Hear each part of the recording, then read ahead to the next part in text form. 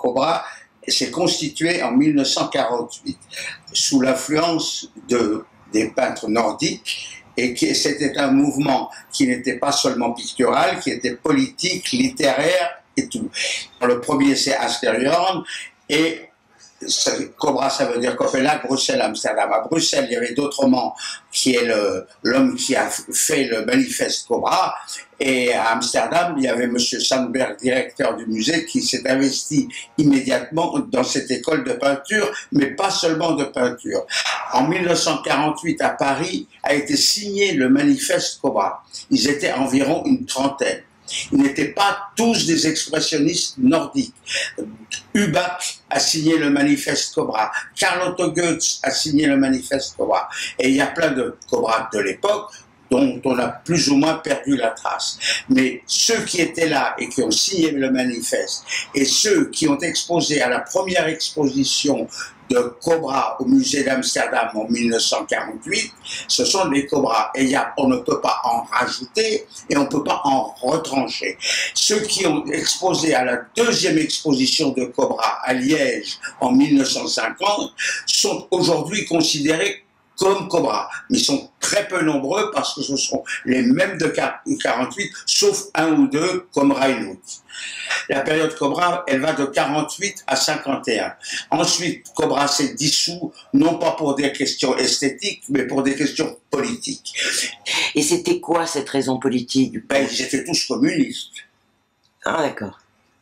C'était à la sortie de la guerre, ils étaient tous communistes ou d'extrême ou de gauche. Et il y avait tous les leaders étaient des gens de gauche, et quand les choses ont évolué, évidemment, Jorn a quitté le parti, et enfin il n'a jamais eu la carte du parti, mais on savait qu'il était, et c'était un esprit extrêmement fort, c'était le leader de Cobra. Alors des gens, par exemple comme Corneille, qui ont été Cobra, mais très rapidement, ils ont complètement changé. On ne peut plus considérer que l'œuvre de Corneille de 1980 a quoi que ce soit à voir avec ce qu'on appelle l'époque Cobra.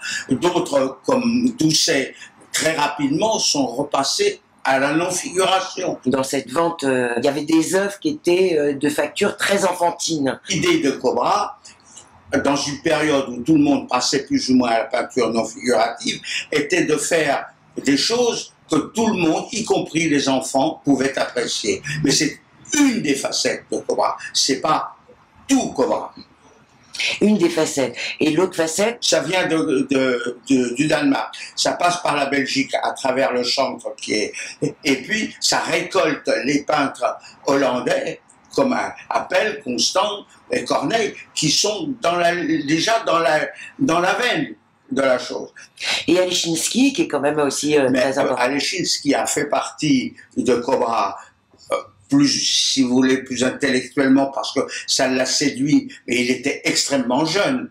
Et les œuvres d'Alechinsky de l'époque sont quelque chose qui n'ont pas vraiment ce qu'on pense être une œuvre Cobra, mais qui sont un début de peintre, de jeune homme, qui ensuite a fait une carrière formidable. Et Alechinsky est considéré comme Cobra. Mais comme je vous dis, Hubac était Cobra, Atlan était Cobra. C'est pas tous des gens qui ont fait de la peinture gestuelle. Et tous les gens qui ont fait de la peinture gestuelle n'ont pas été Cobra. Oui, bien sûr. Je cite par exemple Lindström. On me met toujours dans les Cobras, y compris les conservateurs de musées. Et alors vous, Jean Paulac, vous les avez rencontrés, puisque vous dites que vous les avez bien connus, quand, comment J'ai connu Doucet en 1946. Chez Luther, on dansait le Jitterbug. Doucet m'avait présenté Corneille, j'étais donc déjà là, mais je suis parti un petit moment, et quand je suis revenu en 50, Cobra existait toujours, et Corneille m'a amené à Appel, Jorn est venu à travers une autre galerie, et puis j'étais avec eux, si vous voulez, pour ainsi dire, dès le départ.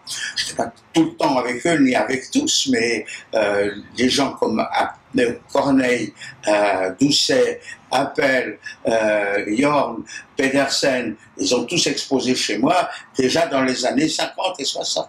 J'ai gardé quelques tableaux, comme disait mon grand-père, on vit avec ce qu'on vend et on s'enrichit avec ce qu'on ne peut pas vendre. Ce sont des écoles où il y a des chefs de file, des bons et des moins bons.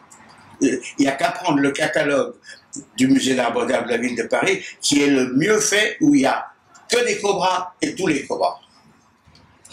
Ils sont tous là encore.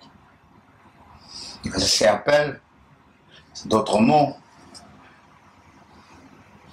Où il est Karl-Henning Pedersen, je ne sais plus comment il s'appelle, Corneille, Yorn. Il n'y a pas Doucet sur celui-là.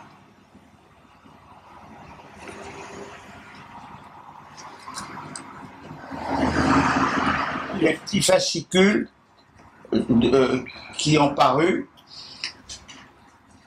voilà le Doucet, Alechinsky, Atlan, Appel. Par exemple, Elierbil, au Danemark, tout le monde sait qui c'est. En France, personne ne connaît Elierbil, mais c'est un cobra.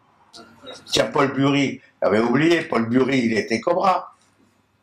Il faisait des bouboules à la fin de sa vie, des très jolies boules et des fontaines. Mais enfin, il faut savoir qu'il était cobra. Le surréalisme révolutionnaire, c'est de là qu'il vient. Et ça, c'était l'exposition. Vous voyez comment c'était, en 48, c'était révolutionnaire d'accrocher des tableaux comme ça. Oui, en effet. Ils n'ont rien inventé. Hein. Ouais. Voilà, ça c'est la première exposition cobra. Ça c'est les Pedersen, qui vient de mourir, je viens d'exposer. Voilà, c'est un Doucet, cobra, qui est au musée de Copenhague. C'est très vivant, c'est très coloré, c'est très... C'est un des grands cobras, Doucet, il a le malheur d'être français. L'œuvre de Yorn, elle est très unitaire, il n'y a pas de mauvais Yorn. Il y a des choses faites un peu rapidement, mais presque tout est génial. Parce qu'il n'a pas eu le temps de continuer et peut-être de se répéter, et puis peut-être aussi de vouloir gagner des sous, comme ont fait les autres. Alors il y en a qui ont toujours fait des chefs-d'œuvre. Appel a fait des chefs-d'œuvre toute sa vie, mais il a fait des mauvaises toiles toute sa vie aussi. Vous restez vraiment attaché à la peinture, c'est votre objet. Moi, c'est peinture. Il y a autre chose. Je ne fais pas d'exclusif pour autre chose. Mais quand on parle peinture, c'est de la peinture, qui n'a rien à voir avec le sujet, la peinture ne se nourrit que de peinture. Ça, c'est un truc, on ne sait pas. C'est comme ça. Ça s'apprend à condition d'avoir un œil juste. Tout le monde n'en entend pas juste. Mais enfin, c'est aussi d'abord une question d'éducation, de culture, de commencer par le commencement, c'est-à-dire par Giotto, et puis donc de se faire une idée de ce que c'est la peinture. C'est comme ça que le Kröller-Müller a acheté 300 Van Gogh, les Seurat, les machins, pour 3,50 $, alors que personne n'en voulait en France. Une des œuvres Cobra, donc celle dont je vous parlais, avec les deux oiseaux, ça s'est vendu à plus de 450 000 €. De Constant, voilà. Et le public ne comprenait pas parce que le public français ne sait même pas qui c'est Constant. Et le Cobra est un mouvement important, probablement un des plus importants de cette période-là. Dans cette période-là, il y a tant et tant d'artistes. Or, il y en a beaucoup qui ont œuvré pendant 50 ans après. Ils ont l'aura d'avoir été Cobra. Il y a des choses formidables, mais elles sont rarissimes. Alors forcément, quand on collectionne vraiment Cobra, eh ben, pour avoir un Constant de la bonne époque, c'est très très difficile. Il y a 40 appels pour un Constant. Je vous remercie vraiment infiniment parce que je vous ai torturé là devant ma caméra.